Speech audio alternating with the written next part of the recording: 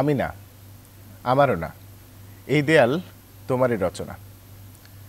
হেলাল হাফিজের ৭৪তম জন্মদিনে তারই কবিতা দিয়ে শুরু করছি আজকের সকালের বাংলাদেশ। আপনাদের সঙ্গে আছে আমি রিশাদ হাসান। দিনটা বৃহস্পতিবার, সকাল ৮টা থেকে পুরো ৯টা পর্যন্ত পুরো সময়টা জুড়ে আপনার সঙ্গে থাকছি। এবং সবাই নিশ্চয়ই জানেন যে একেবারে খুব কর্মব্যস্ত দিন পার করছি পুরোটা সপ্তাহ জুড়ে। সবাই অনেকে হাঁপিয়ে উঠেছেন।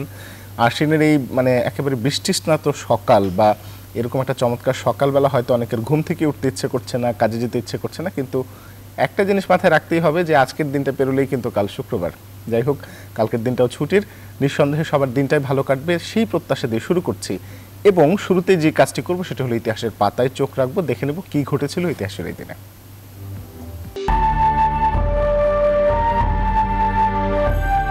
আজ বৃহস্পতিবার ৭ অক্টোবর ২০২১, ২২ আশ্বিন ১৪২৮ বঙ্গাব্দ, ২৯ সফর ১৪৪৩ হিজরি।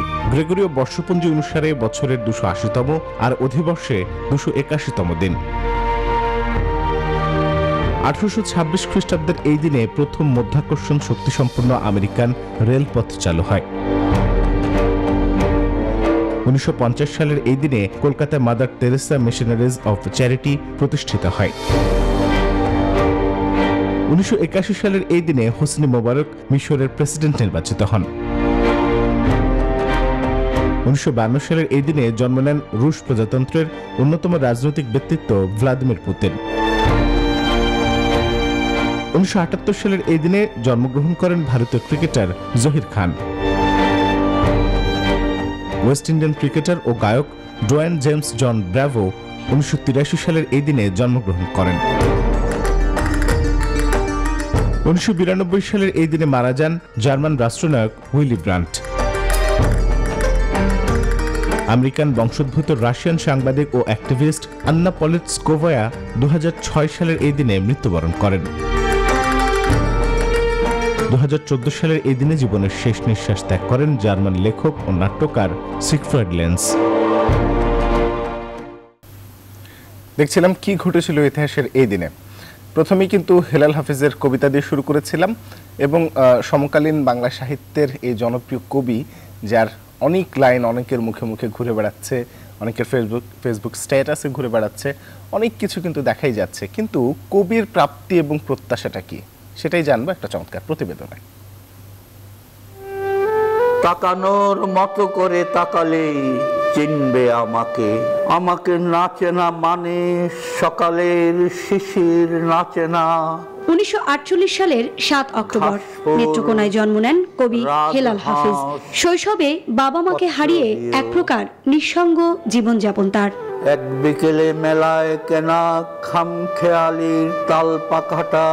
হতে চেয়েছিলেন চিকিৎসক, কিন্তু প্রচুর পড়তে হবে বলে অচিরেই সেই ইচ্ছাকে বিসর্জন দেন। ভর্তি হন ঢাকা বিশ্ববিদ্যালয়ের বাংলা বিভাগে। মনোনিবেশ করেন কবিতা লেখায়। গণ আন্দোলনের সময় তার লেখা কবিতার দুটি লাইন রাতারাতি তাকে এনে দেয় জনপ্রিয়তা। ওই ৬৯-এর গণ অভ্যুত্থানের উত্তাল দৃশ্যমালা আমাকে বাধ্য করেছিল ওই কবিতা লিখতে। এখন যৌবন যার মিছিলে যাবার তার শ্রেষ্ঠ সময়, এখন যৌবন যার যুদ্ধে যাবার তার শ্রেষ্ঠ সময়। কবির প্রথম কবিতা সংকলন যে জলে আগুন জলে প্রকাশিত হয় ১৯৮৬ সালে। ৩৪ বছর পর ২০১৯ সালে ৩৪টি কবিতা নিয়ে প্রকাশিত হয় তার দ্বিতীয় কবিতার বই বেদনাকে বলেছি কেদনা। সুতো ছিঁড়ে তুমি গোটালে নাটাই, আমি তো কাঙাল ঘুরি। দেশপ্রেম, নারী প্রেম ও সমকাল ভাবনার ক্ষেত্রে তার কবিতার বিষয় বৈচিত্র্য অনন্য। এই বইয়ে ৫৬টি কবিতা আছে, বেশ কিছু অনুকাব্য, ৪-৫টা একটু দীর্ঘ কবিতা আছে। এই দিয়ে আমি বেদনাকে বলেছি কেদনা পাণ্ডুলিপি সাজিয়েছিলাম। চেষ্টা করেছি আমার যাপিত জীবনের সব সময়কে আমার কবিতায় ধরতে। নিঃসঙ্গতা, একাকিত্বকে বেঁচে থাকার রসদ বানিয়েছেন কবি হেলাল হাফিজ। আত্মজীবনী এবং তৃতীয় কাব্যগ্রন্থ প্রকাশের প্রত্যয়ে এখন তার পথ চলা। আত্মজীবনীটি যদি লিখে যেতে পারি, আর একটি আকাঙ্ক্ষা আছে অল্প কিছু কবিতা দিয়ে আরেকটি কাব্য যদি প্রকাশ করতে পারি। ভালোবাসাও দুমুখ সাপ। নিরবিচ্ছিন্নভাবে সাহিত্যে মগ্ন থাকা এ কবির পালকে যুক্ত হয় বাংলা একাডেমি পুরস্কার। আমি না হয় ভালোবেসেই ভুল করেছি। সুকন্যা আমির, নিউজ 24, ঢাকা। মানে মাটি তুমি যার তার, যে কেউ তোমার, তোমাকে দিলাম না ভালোবাসার অপূর্ব অধিকার। হেলাল হাফিজের পর্ব এই কবিতা দিয়ে শেষ করছি।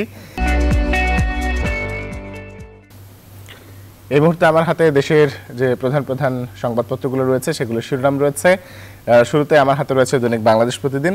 দৈনিক বাংলাদেশ প্রতিদিন আজ যে শিরোনামটি করেছে সেখানে বলা হচ্ছে ইন্টারপোলে যাচ্ছে সাইবার সন্ত্রাসের তালিকা।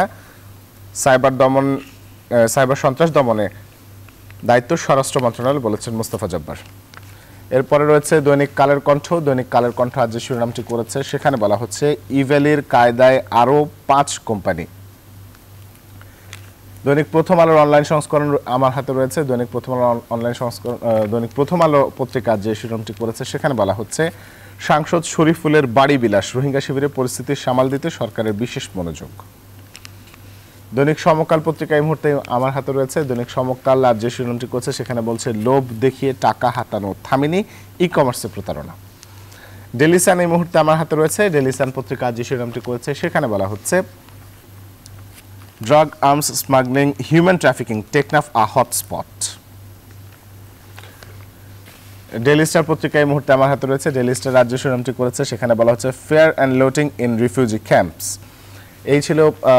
এর পাশাপাশি আমার হাতে কিন্তু আরও দুটি অনলাইন সংস্করণ রয়েছে। একটি হলো বাংলা নিউজ 24।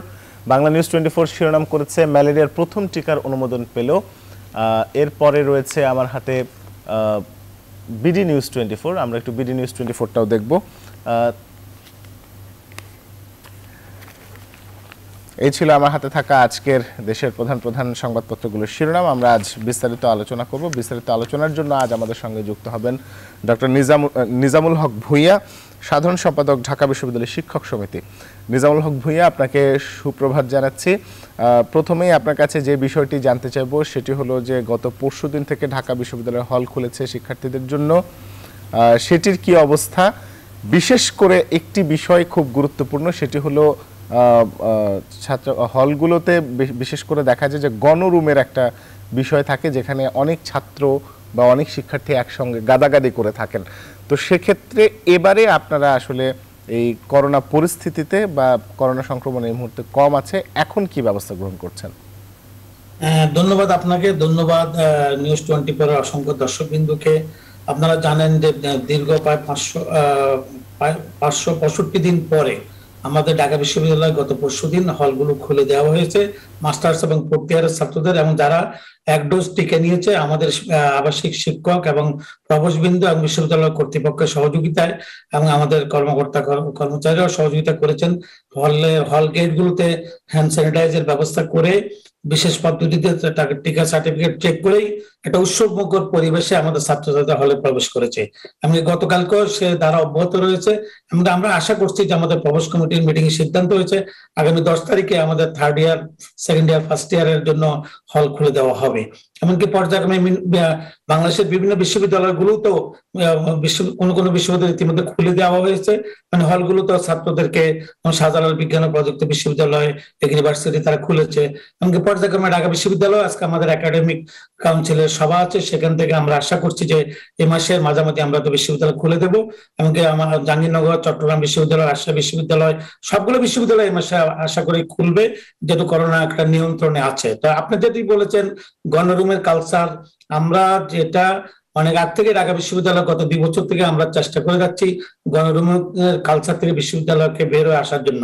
করোনা মহামারীর কারণে এটা আরো একবার সঠিক দাবি হিসাবে পরিগণিত হয়েছে যে একটা গণরুমের নাম দিয়ে, অর্থাৎ গণরুম কেন বলা হয়, যে একটা রুমে হয়তো 4 জনের সিট, দেখা যায় যে কিছু কিছু রুমকে আমাদের ছাত্ররা অনেকজন ছাত্রছাত্রীকে একসাথে 15 জন 20 জন করে থাকে, ওই নাম দিয়ে তারা এটা গণরুম করেছে। এটা আসলে হলের বরাদ্দকৃত হয়তো একটা রুম, সে রুমটি হয়তো কর্তৃপক্ষ হয়তো দেখা গেল ছাত্রছাত্রীদের কারণে হয়তো আর কাউকে নামে অ্যালটমেন্ট কত 4 জনের নামে আছে, এখানে 10 জন 15 জন করে থাকতেছে।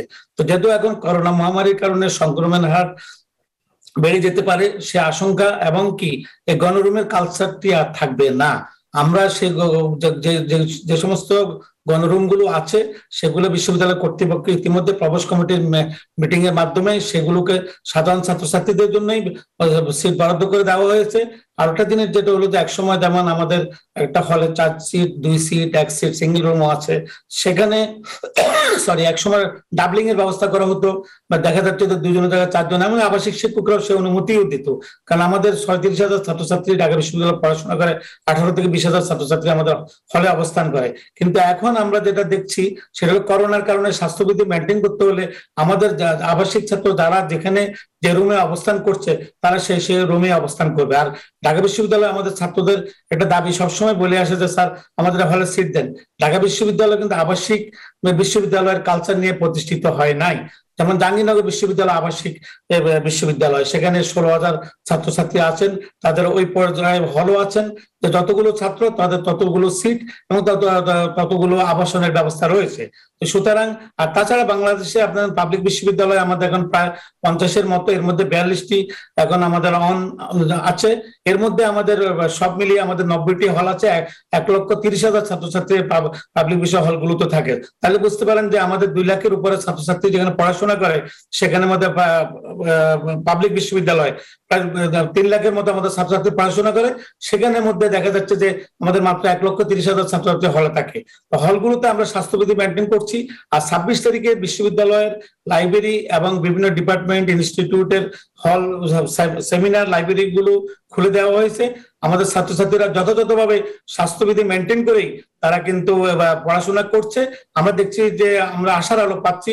ইভেন কি গত 2 দিন থেকে আমাদের হলগুলোতেও যে ডাইনিং এর ছাত্ররা বসে খাওয়া দাওয়া করে, তাদেরকে দেখছি যে ওরা অত্যন্ত সচেতন ভাবে একটা সিট গ্যাপ রেখে রেখে হল কর্তৃপক্ষ যে ব্যবস্থাটি করেছে তারা যথাযথভাবেই, কারণ উচ্চশিক্ষিত ছাত্রছাত্রীরা যদি সেটা মেনটেন করে তাদেরকে অনুসরণ করবে। তাদের যার যেমন মনে করেন বিশ্ববিদ্যালয়ের ছাত্র, কলেজের ছাত্র, স্কুলের ছাত্র দেখবে যে তাদের সিনিয়র ভাইরা কি করছে। তো এমনকি আমার মনে করোনা সংক্রমণটা যেহেতু এখন নিয়ন্ত্রণে আছে, আমরা আশার আলো পাচ্ছি যে 15-16 দিন হয়ে গেল যে আমাদের 5-এর নিচে, যেহেতু প্যান্ডামিক পর্যায়ে নেই। ডক্টর নিজামুল হক ভূঁইয়া, আমার একটা প্রশ্ন আছে আপনার কাছে। প্রশ্নটা হলো যে সকল শিক্ষার্থীর টিকা দান একেবারেই সম্পূর্ণ হয়নি, তো সেক্ষেত্রে আসলে সেই শিক্ষার্থীরা আসলে কি করবে যারা এখনো পর্যন্ত টিকা নিতে পারেননি?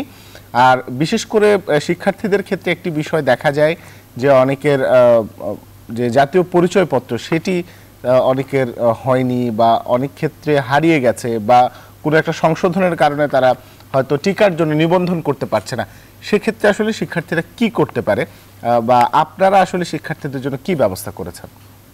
আমাদের ঢাকা বিশ্ববিদ্যালয়ে আমাদের 37,000 ছাত্রছাত্রীর মধ্যে আমাদের ইতিমধ্যে প্রায় 25,000 ছাত্রছাত্রী টিকা নিয়েছে।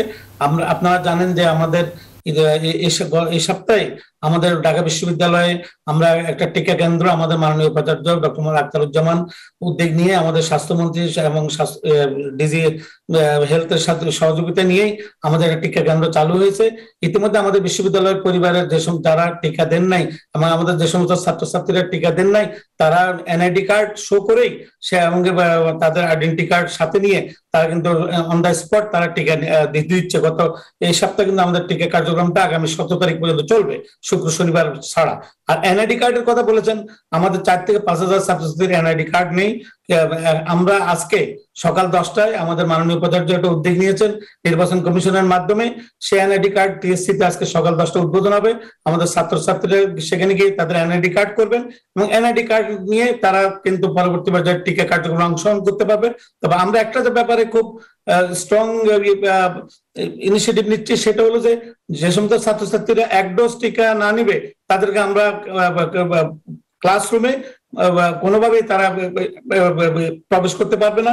সে ব্যাপারে আমরা অত্যন্ত সচেতন, কারণ একজন যদি কোনো কারণে সে টিকা নিল না কিন্তু আরেকজন টিকা নিচ্ছে, যাতে করে সংক্রমণটা রোধ করা যায়, সেক্ষেত্রে আমরা ছাত্রছাত্রীদেরকে আহ্বান করব সবাই যেন টিকা নেয় এবং টিকা নিয়ে তারা যেন শিক্ষা কার্যক্রমের সাথে যুক্ত হয়, সেটা আমরা প্রত্যাশা করছি।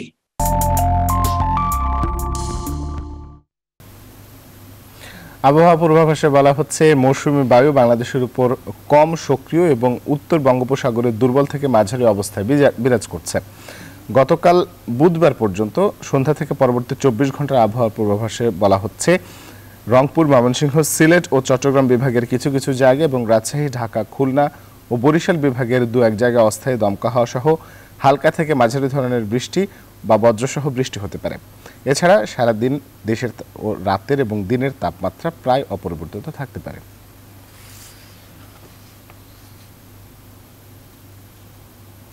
সেই সঙ্গে জানিয়ে দিতে চাই আজকের বিভাগীয় শহরগুলোর সর্বোচ্চ এবং সর্বনিম্ন তাপমাত্রা। ঢাকা বিভাগের সর্বোচ্চ তাপমাত্রা 32.5 ডিগ্রি সেলসিয়াস, সর্বনিম্ন তাপমাত্রা 25.6 ডিগ্রি সেলসিয়াস। চট্টগ্রাম বিভাগের সর্বোচ্চ তাপমাত্রা 34 ডিগ্রি সেলসিয়াস, সর্বনিম্ন তাপমাত্রা 26.2 ডিগ্রি সেলসিয়াস। সিলেট বিভাগের সর্বোচ্চ তাপমাত্রা 34.4 ডিগ্রি সেলসিয়াস, সর্বনিম্ন তাপমাত্রা 25 ডিগ্রি সেলসিয়াস। ময়মনসিংহ বিভাগের সর্বোচ্চ তাপমাত্রা 33.5 ডিগ্রি সেলসিয়াস, সর্বনিম্ন তাপমাত্রা 25.3 ডিগ্রি সেলসিয়াস। রাজশাহী বিভাগের সর্বোচ্চ তাপমাত্রা 34.3 ডিগ্রি সেলসিয়াস, সর্বনিম্ন তাপমাত্রা 26.2 ডিগ্রি সেলসিয়াস। রংপুর বিভাগের সর্বোচ্চ তাপমাত্রা 32.6 ডিগ্রি সেলসিয়াস, সর্বনিম্ন তাপমাত্রা 25.3 ডিগ্রি সেলসিয়াস। খুলনা বিভাগের সর্বোচ্চ তাপমাত্রা 33.8 ডিগ্রি সেলসিয়াস, সর্বনিম্ন তাপমাত্রা 26.5 ডিগ্রি সেলসিয়াস এবং বরিশাল বিভাগের সর্বোচ্চ তাপমাত্রা 34.2 ডিগ্রি সেলসিয়াস, সর্বনিম্ন তাপমাত্রা 25.7 ডিগ্রি সেলসিয়াস। অসংখ্য ধন্যবাদ। সেই সঙ্গে নিউজ 24 পক্ষ থেকে সকল দর্শকদের জন্য আন্তরিক শুভেচ্ছা, অভিনন্দন। সর্বপ্রথম মেষ রাশির জাতক জাতিকা যারা আছেন তাদের জন্য আজকের দিনটিতে সিজনাল রোগ ব্যাধির সাথে সাথে পুরাতন ক্রনিক ব্যাধি পীড়ার প্রকোপ বাড়তে পারে। গুপ্ত প্রকাশ্য শত্রুরা স্বজনদের সাথে হাত মিলিয়ে আপনার গোপন প্রেম ও অনুচিত অবৈধ কাজবাজ ফাঁস করে দিতে পারে, যার ফলে সংসার সমাজে ইমেজ নষ্ট হতে পারে। এমনকি শ্রমিক, কর্মচারী, গৃহশিক্ষক, গৃহকর্মীদের প্রতি তীক্ষ্ণ নজর রাখতে হবে। সেই সঙ্গে 2 চাকার বাহন বর্জন করতে হবে। এবার বৃষ রাশি জাতক জাতিকা যারা আছেন তাদের জন্য আজকের দিনটিতে যারা পিতৃ মাতৃ ধন সম্পদ সম্পত্তি হারিয়েছিলেন সেগুলো পুনরায় ফিরে পেতে পারেন। সেই সঙ্গে শিক্ষার্থীদের শ্রম, মেধা, প্রযুক্তি, কৌশল অধ্যবসায়ের বলে ফসল ঘরে তুলতে হবে। মনে রাখবেন ঘরে বসে কুড়ি হয়ে থেকে ভাগ্যের দোহাই দিলে চলবে না। তাছাড়া প্রেমিক প্রেমিকাদের প্রেম ভেঙে যেতে পারে, দুঃখার্ণবে পতিত হয়ে মন ভিন্ন দিকে ধাবিত করতে পারে। এবার মিথুন রাশি জাতক জাতিকা যারা আছেন তাদের জন্য আজকের দিনটিতে বিশেষ করে কলহ, বিবাদ, উৎকট উদ্ভট ঝামেলা আর অপ্রীতিকর ঘটনা এড়াতে নিজেকে গুটিয়ে রাখতে হবে। অবশ্য আপনাদের শ্রম, মেধা, প্রযুক্তির সঙ্গে সততা, নিষ্ঠা, একাগ্রতা, পাণ্ডিত্য, দেবদ্বীজে ভক্তি, শ্রদ্ধা, মা বাবার দোয়া আশীর্বাদের বলে সকল প্রতিকূলতা কাটিয়ে দুর্বার গতিতে এগিয়ে চলবেন। এমনকি লৌকিকতায় যতটা ব্যয় হবে তার থেকে উপহার উপঢৌকনা দিয়েও অধিক প্রাপ্ত হবেন। এবার কর্কট রাশি জাতক জাতিকা যারা আছেন তাদের জন্য আজকের দিনটিতে ভাই বোনদের সাথে সদ্ভাব বজায় রাখতে হবে, নচেত অচিরেই পারিবারিকভাবে পৃথক হবার প্রয়োজন পড়তে পারে। অবশ্য কর্ম, ব্যবসা বাণিজ্যে বড় কোনো অর্ডার হাতে আসতে পারে। সেই সঙ্গে বস আপনার প্রতি প্রসন্ন হয়ে আপনাদের মনোবাঞ্ছা পূর্ণ করতে পারে। সেই সঙ্গে বিবাহযোগ্যদের বিবাহ কার্য সুসম্পন্ন হতে পারে। এমনকি শত্রু ও বিরোধী পক্ষরা পরাস্ত হতে বাধ্য হবে। এবার সিংহ রাশি জাতক জাতিকা যারা আছেন তাদের জন্য আজকের দিনটিতে বিশেষ করে ব্যবসা বাণিজ্যে মজুত মালের দাম বাড়বে, ব্যাংক ব্যালেন্স বৃদ্ধি পাবে, ধার কর্জ, ঋণ মুক্তির পথ প্রশস্ত হবে, মামলা মোকদ্দমা কোর্ট কেসের রায় পক্ষে আসবে। সেই সঙ্গে সন্তান সন্ততিদের কেরিয়ার অধ্যয়ন ও স্বাস্থ্য বিষয়ক দুশ্চিন্তার অবসান ঘটবে। এবার কন্যা রাশি জাতক জাতিকা যারা আছেন তাদের জন্য আজকের দিনটিতে মনোবল, জনবল, অর্থবলের সাথে সাথে সুনাম, যশ, প্রতিষ্ঠার জোয়ারে ভাসাবে। সেই সঙ্গে রাগ, জেদ, ক্রোধ, অহংকার দমন করবে। এমনকি বিদেশ গমন ও স্বদেশ প্রত্যাবর্তনের পথ খুলবে, যার ফলে দিনটি আপনাদের জন্য বিশেষ করে স্মরণীয় দিবস হিসেবে গণ্য হবে। এবার তুলা রাশি জাতক জাতিকা যারা আছেন তাদের জন্য আজকের দিনটিতে বাড়ির ইলেকট্রনিক সামগ্রী, বৈদ্যুতিক মিটার, জলের কল, আসবাবপত্র, যানবাহন মেরামত করতে করতে নাজেহাল হয়ে অবশেষে বদল করার সিদ্ধান্ত নিতে বাধ্য করবে। তাছাড়া প্রেমিক প্রেমিকার প্রেম ভেঙে দিতে পারে, এমনকি বন্ধুত্বে ফাটল ধরাতে পারে, অংশীদারদের সাথে মতানৈক্য তৈরি হতে পারে। অপরদিকে দূর থেকে আসা কোনো অপ্রিয় সংবাদে গোটা পরিবারের শোকের মাতান চলতে পারে। এতদূর সত্ত্বেও মন ধর্মের প্রতি আকৃষ্ট থাকবে। এবার বৃশ্চিক রাশি জাতক জাতিকা যারা আছেন তাদের জন্য আজকের দিনটিতে ডাকযোগে চেক, মানি অর্ডার, বিকাশ বা নগদ অর্থ হাতে আসতে পারে। সেই সঙ্গে দূর থেকে আসা কোনো সংবাদে গোটা পরিবারে খুশির বার্তা দিতে পারে। দীর্ঘ দীর্ঘদিন ধরে যারা লটারি কেটে চলেছেন, শেয়ার বাজারে বিনিয়োগ করেছেন, কন্ট্রাক্টরি ব্যবসা করছেন বা ব্রোকারি দালালি ব্যবসা বাণিজ্যের সাথে লিপ্ত আছেন, তাদের জন্য দিনটি শুভ এবং ভবিষ্যতের ভিত করতে সহযোগিতা করবে। এবার ধনু রাশি জাতক জাতিকা যারা আছেন তাদের জন্য আজকের দিনটিতে কর্ম, অর্থ, সুনাম, যশ, প্রতিষ্ঠার জোয়ারে ভাসাবে। এমনকি যারা রাজনৈতিক জীবনে লিপ্ত আছেন তারা অধিক সফলতা পাবেন। তাছাড়া লেখক, গবেষক, ঔপন্যাসিকরাও জীবনের স্মৃতিচিহ্ন অঙ্কন করবেন। সেই সঙ্গে বিদেশ গমন ও স্বদেশ প্রত্যাবর্তনে পথ খুলবে। শত্রুরা মিত্রতা করতে আগ্রহান্বিত থাকবে। এবার মকর রাশি জাতক জাতিকা যারা আছেন তাদের জন্য আজকের দিনটিতে ভাগ্য লক্ষ্মীর কৃপা বর্ষিত হবে। এমনকি হাতে থাকা প্রায় কাজই সহজে সম্পন্ন হবে। সেই সঙ্গে গৃহবাড়িতে নতুন আসবাবপত্র, বস্ত্রালঙ্কার ও ইলেকট্রনিক সামগ্রীর প্রশ্বাস আসবে। এক কথায় সততা, নিষ্ঠা, একাগ্রতা, পাণ্ডিত্য, দেবদীজে ভক্তি, শ্রদ্ধা, মা বাবার দোয়া আশীর্বাদ নিয়ে সকল প্রতিকূলতা কাটিয়ে দুর্বার গতিতে এগিয়ে চলবেন। এবার কুম্ভ রাশি জাতক জাতিকা যারা আছেন তাদের জন্য আজকের দিনটিতে অর্থকরী সতর্কতার সাথে নাড়াচাড়া করতে হবে। না বুঝে চুক্তি সম্পাদন, বিনিয়োগ, চেক স্টাম্প প্রভৃতিতে স্বাক্ষর থেকে দূরে থাকতে হবে। অপরিচিত কাউকে আশ্রয় দেওয়া খাল কেটে কুমির আনার সমান হতে পারে। তাছাড়া রাগ, জেদ, ক্রোধ, অহংকার এবং হঠকারী সিদ্ধান্ত থেকে অবশ্যই বিরত থাকতে হবে আর দুই চাকার বাহন এড়িয়ে চলতে হবে। এবার সর্বশেষ রাশি মীন রাশি জাতক জাতিকা যারা আছেন তাদের জন্য আজকের দিনটিতে দাম্পত্য সুখ, শান্তি, প্রতিষ্ঠার জোয়ারে ভাসবেন। সেই সঙ্গে বিদেশ গমন ও স্বদেশ প্রত্যাবর্তনের পথ খুলতে পারে। কর্মের সুনাম, যশ, পদোন্নতি, স্থিত স্থানে বদলি বা মজবুত আসন পেতে সহযোগিতা করতে পারে। এমনকি সন্তান সন্ততিদের কেরিয়ার, অধ্যয়ন ও স্বাস্থ্য বিষয়ক দুশ্চিন্তার অবসান ঘটবে। তাছাড়া গৃহবাড়ি অতিথি সমাগমে মুখর হয়ে থাকতে পারে। রাশিফল সংক্রান্ত তথ্য এ পর্যন্তই।